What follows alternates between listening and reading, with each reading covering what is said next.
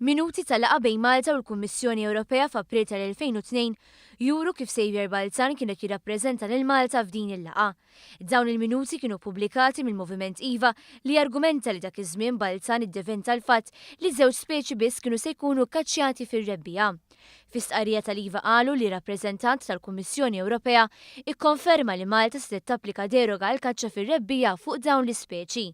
F'konferenza tal-aħbarijiet li kienet organizzata quddiem billboard tal-kampanja Iva, Saviour Balzan ikkonferma li kien fil-laqgħa, iżda qal li ma kienx hu li nnegozja deroga tal-kaċċa fir-rebbiegħa.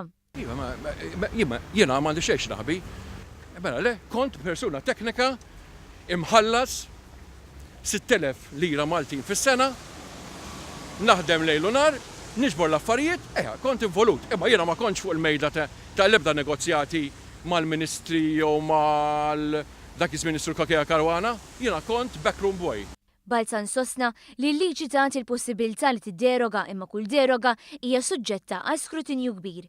Il-kampanja tal-Iva qed issostni li waqt l-istess negozjati Saviour Balzan kien saħaq li l-pasta tal-gamim u s-summin fil-ħarifa kienet insinifikanti u l-waqfin tal-kaċċa fir-rebbiegħa tfisser it-tmiem tal-kaċċa f'Malta.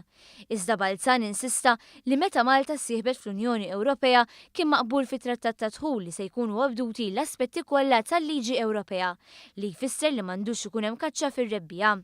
Il-kamp tal-Iva jemmen mod ieħor u qed isostni li l-fatt li Malta kellha dritt biex tapplika deroga ilu ċar daqs il-kristall minn snin qabel ingħaqdet fl-Unjoni Ewropea.